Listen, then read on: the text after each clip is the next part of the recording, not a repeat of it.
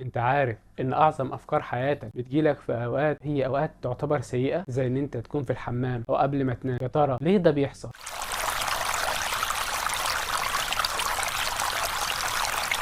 كلنا مرينا باللحظه دي، فجاه مره واحده تطلع في دماغنا افكار عظيمه، والفكره ده ما بيكونش وقت شغل ولا وقت تخطيط، بالعكس ده بيكون وقت احنا سرحانين فيه ومش مركزين في اي حاجه بتحصل. بس اللحظه دي بتفوق كده لنفسك وتقول قد ايه انا عبقري، ازاي الفكره دي جت، او ازاي ما فكرتش فيها قبل كده. لكن اللي انت ما تعرفوش ان عقلك بيلعب عليك لعبه. اولا العقل متقسم لجزئين، في جزء واعي وجزء لا واعي. الجزء الواعي هو اللي بيبقى مسؤول عن الشغل والتخطيط والتنفيذ، انما الجزء اللاواعي هو اللي يكونش مركز في حاجه وبيحاول وقت راحتك انه يربط كل الافكار دي مع بعض. فاهمني؟ 72% من الناس اللي عملوا افكار مبدعه كانوا بيقولوا ان الافكار المبدعه دي جات لهم مش وقت التفكير ولا وقت التخطيط ولا وقت الشغل، ده في وقت هم مش مركزين فيه، في لحظات هم ما كانوش متخيلين انها ممكن تطلع حاجه ابداعيه. في يوم من الايام كان في شاب بيفكر يعمل مشروع، وبدا فعلا ياخد خطوات، ياخد ستيب على المشروع بتاعه، لكن كل شويه تقابله مشكله ومش لاقي لها حل، لحد ما تعب وجاب اخره وقال خلاص انا مش مهتم وراح ينام. الفكره وهو رايح ينام وهو على السرير جات له الفكره اللي غيرت شكل مشروعه للاخر، غيرت شكل مشروعه للابد، وقدر يعمل مشروع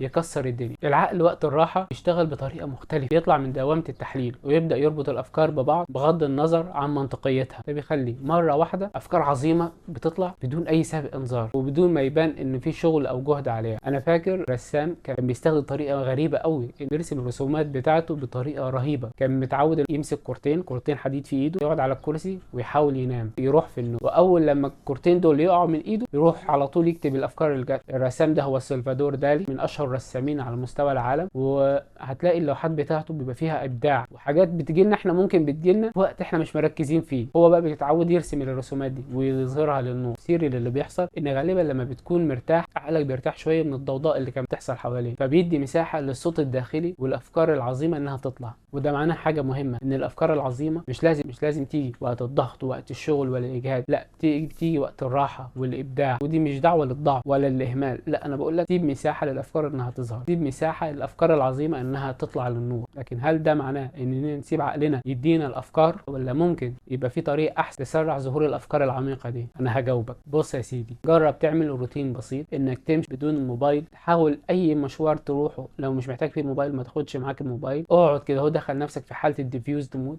اللي هي حاله الملل، ما تعملش اي حاجه، وسيب الافكار تسرح. واي فكره حاسس انها عظيمه اكتبها في ورقه، خلي معاك ورقه وقلم. ابعد عن السوشيال ميديا شويه، دي لوحدها عايزه فيديو، يعني موضوع السوشيال ميديا دي عايزه فيديوهات على كم الفوائد اللي هتحصل لك لو بعدت عن السوشيال ميديا. عن حاجات انا جربتها وعشتها بنفسي ولمست الفرق. جرب تعمل روتين بسيط، امشي بدون تليفون، ما تاخدش التليفون معاك في اي مشاوير بسيطه، ابعد شويه عن السوشيال ميديا عشان تدخل في مرحله الديفيوزد مود او مرحله الملل. حاول تاخد دقيقه تتنفس نفس عميق وانت بعيد عن اي مشتتات، وسيب عقلك بقى، سيب عقلك يهيم مع نفسه في الافكار العظيمه والعميقه. عجبتك الفكره؟ اكتب لي كومنت وقول لي امتى بتحس انك عبقري، وامتى الافكار العظيمه دي بتجيلك، هل حصل معاك الموضوع ده اللي انا بحكيه ولا لا؟ وشارك الفيديو مع حد تعرفه، وسيب لنا في الكومنت اغرب فكره جات لك امتى وجات لك فين بالظبط. ما تنساش تتابعني عشان تشوف فيديوهات تانية كتيره الفتره الجايه. سلام.